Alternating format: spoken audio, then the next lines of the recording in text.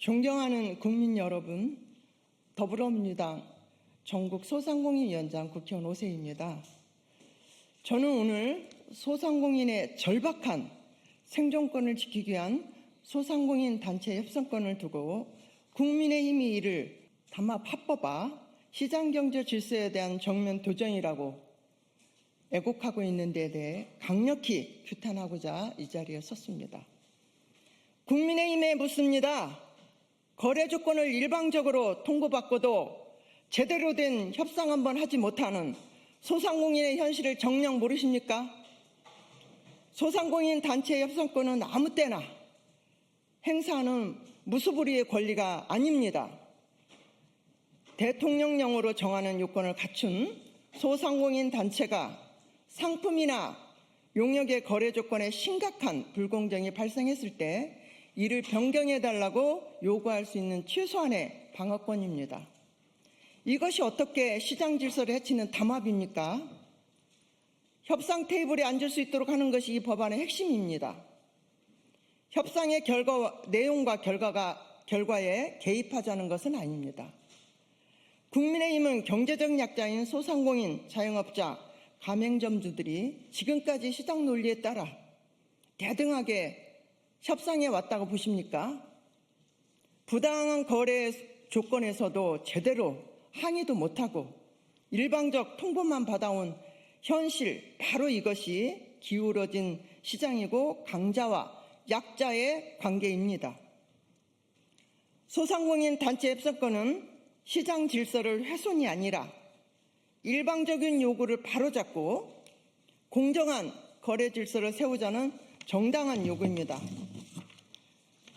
그럼에도 국민의힘은 노동자와 사용자의 노사관계를 다루는 사안과 소상공인과 거대 플랫폼, 대기업, 가맹본부 사이의 불공정 거래 관계를 바로잡자는 사안을 뒤섞어서 국민을 혼란하게 하고 있습니다.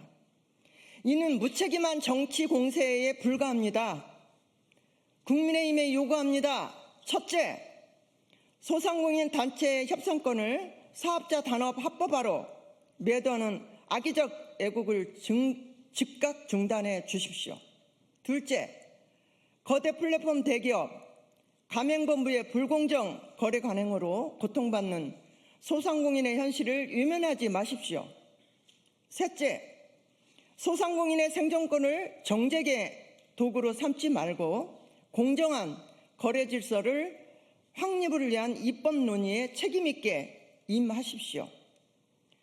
수십 년간 고착된 비정상적인 곽가을 구조를 좀 바꿔보고 소상공인이 당당히 거래 조건을 협상할 수 있는 상생의 공정경제를 반드시 만들어가야 합니다.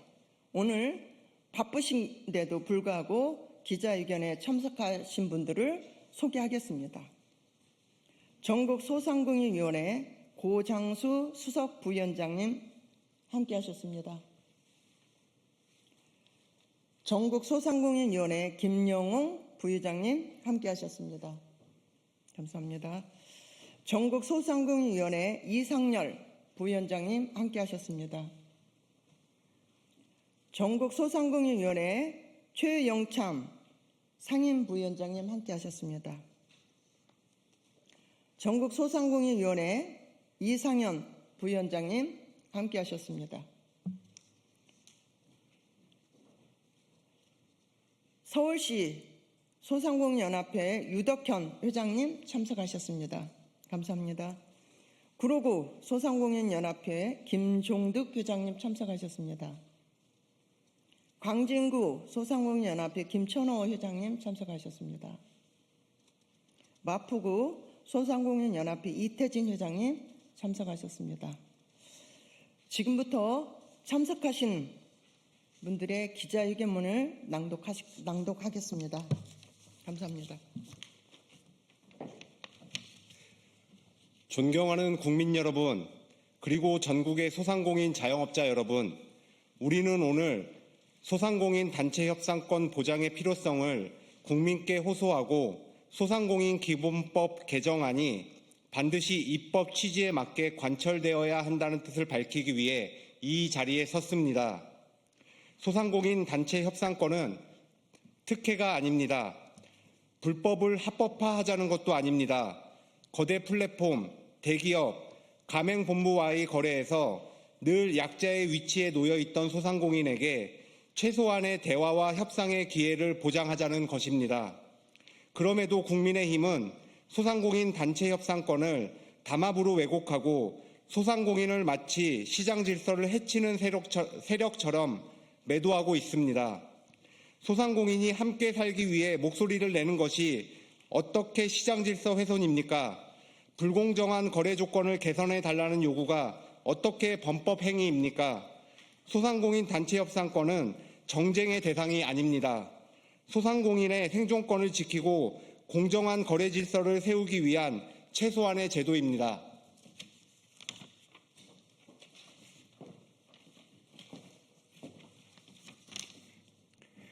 지금 소상공인의 현실은 너무나 절박합니다.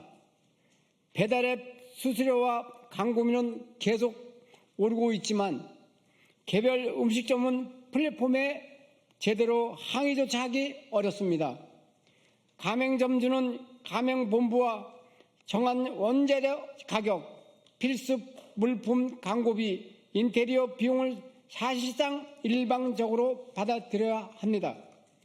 납품업체와 영세 자영업자는 대기업의 단가 인하 요구, 반품 부담, 판촉비 정가 앞에서 제대로 된 협상력을 갖지 못하고 있습니다. 카드 수수료, 플랫폼 수수료, 임대료, 공공요금까지 모으는 비용은 오르는데 정작 거래 조건을 바꿔달라고 요구하는 권한은 없습니다. 이것이 과연 공정한 시장입니까? 힘있는 쪽이 정한 조건을 힘없는 소상공인 그대로 받아들이는 구조가 정상적인 경제입니까? 소상공인 단체 협상권은 바로 이 불균형을 바로잡기 위한 생존 정치입니다. 소상공인이 혼자서는 말하지 못했던 문제를 함께 협의할 수 있도록 하는 최소한의 권리입니다.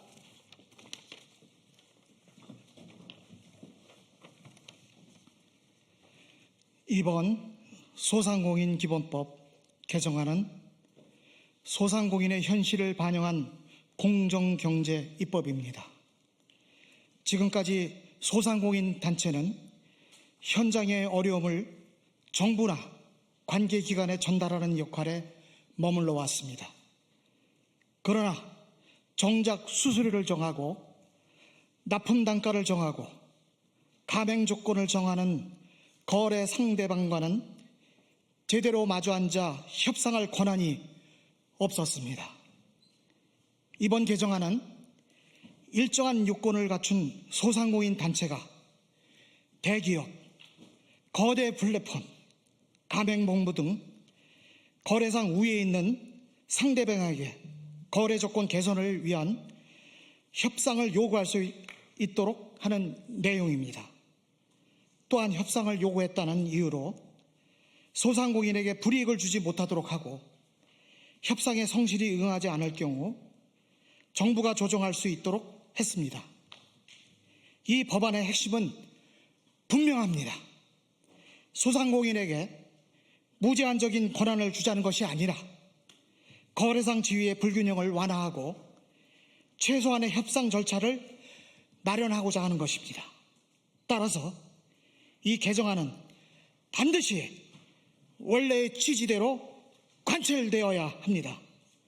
소상공인이 실제 현장에서 사용할 수 있는 권리로 작동해야 합니다.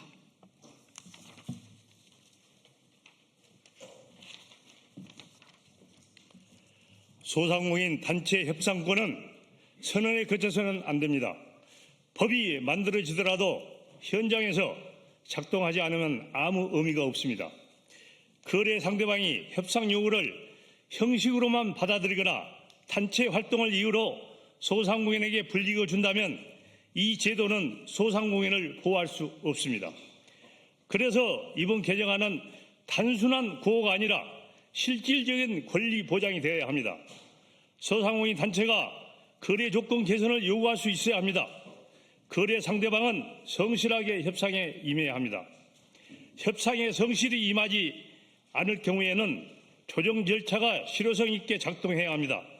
이것이 바로 소상공인 단체 협상권의 취지입니다. 일반적인 통보가 아니라 상식적인 협상, 침묵을 강요받는 구조가 아니라 함께 말할 수 있는 구조, 불공정한 거래가 아니라 상생의 거래 질서를 만들자는 것입니다. 소상공인 단체 협상권은 반드시 현장에서 체감되는 제도로 시행되어야 합니다.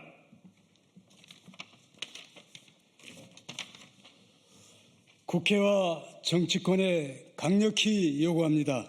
첫째, 소상공인 단체 협상권을 왜곡하거나 정쟁의 도구로 삼지 말고 소상공인의 생존권을 지키기 위한 공정경제 입법으로 다루어 주십시오. 둘째, 거대 플랫폼, 대기업, 가맹본부와의 불공정 거래로 피해를 보는 소상공인의 현실을 외면하지 말고 실질적인 협상권 보장에 나서 주십시오.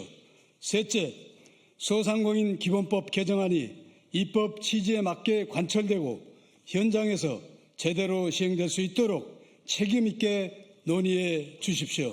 소상공인은 대한민국 경제의 뿌리이자 골목 상권과 지역 경제를 지탱해온 주체입니다. 그러나 최소한의 협상권조차 없이 일방적인 거래 조건을 감수해야 하는 현실은 이제 바뀌어야 합니다. 소상공인 단체 협상권은 선택이 아니라 생존의 문제이며 공정한 시장을 만들기 위한 제도적 출발점입니다. 국회는 소상공인의 절박한 목소리에 응답해야 합니다. 우리 소상공인들은 소상공인 기본법 개정안의 조속한 통과와 소상공인 단체 협상권 보장을 강력히 촉구합니다.